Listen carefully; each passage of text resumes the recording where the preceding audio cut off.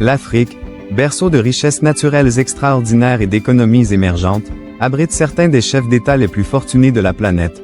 Ces présidents et monarques possèdent des patrimoines qui contrastent souvent avec la réalité économique de leur population. Qui sont vraiment ces dirigeants africains qui cumulent richesse et autorité en 2025? Comment ont-ils bâti leurs empires financiers parfois dans l'ombre de systèmes politiques opaques? Préparez-vous à découvrir le top 10 des chefs d'État africains les plus riches, un voyage au cœur du pouvoir où argent et influence se mêlent dans un équilibre parfois troublant. À la 10e place, nous trouvons Isaiah Afwerki, au pouvoir en Érythrée depuis 1993, avec 100 millions de dollars à son actif. Sa richesse étonne dans l'un des pays les plus isolés et économiquement fragiles du continent. Son régime autoritaire lui permet de contrôler étroitement les ressources nationales depuis des décennies. Malgré les sanctions internationales qui pèsent sur son pays, Afwerki a su protéger ses intérêts personnels et diversifier ses avoirs à l'étranger. En 9e position apparaît Ibrahim Traoré, 36 ans, l'un des plus jeunes présidents au monde. Sa fortune de 110 millions de dollars surprend par sa rapidité d'acquisition depuis sa prise de pouvoir par coup d'État en 2022. Dans un Burkina Faso confronté à d'immenses défis sécuritaires et économiques, l'origine de cette richesse soudaine reste mystérieuse.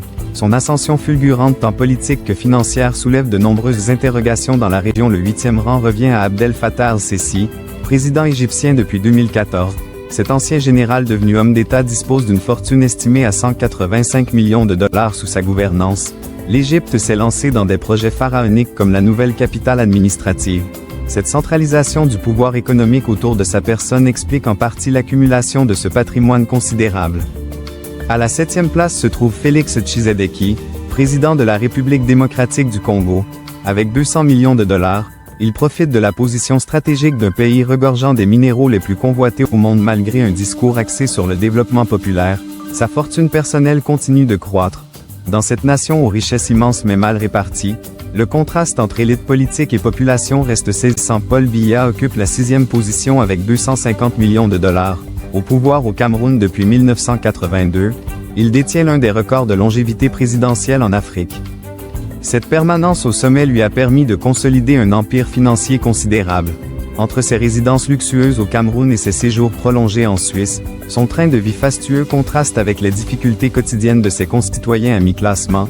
Cyril Ramaphosa se distingue avec 450 millions de dollars. Contrairement à ses homologues, le président sud-africain a bâti sa fortune avant d'accéder au pouvoir en 2018. Ancien syndicaliste reconverti en homme d'affaires, il a investi dans les télécommunications, les mines et la grande distribution.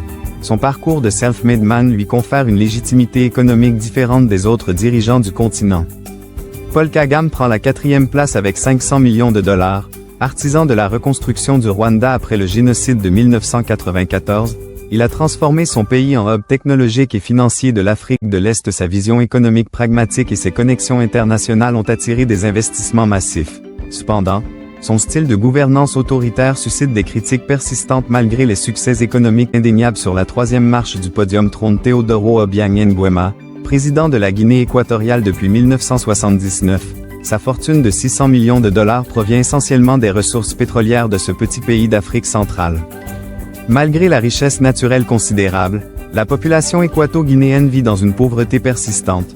Le contraste entre l'opulence présidentielle et les conditions de vie des citoyens illustre parfaitement les paradoxes de certaines gouvernances africaines. Ali Bongo décroche la médaille d'argent avec 1 milliard de dollars, héritier d'une dynastie politique au Gabon.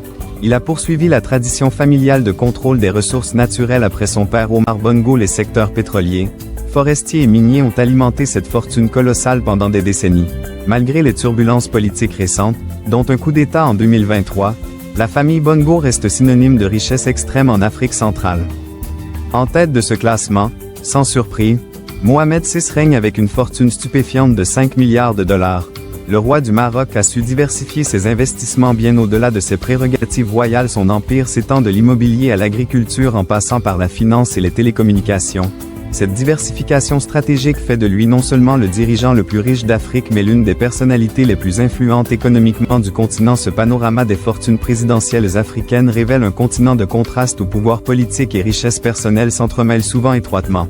Alors que certains pays luttent contre la pauvreté, leurs dirigeants figurent parmi les personnes les plus fortunées de la planète. La question fondamentale demeure. Ces richesses sont-elles le fruit d'un leadership visionnaire ou le symptôme d'une gouvernance défaillante?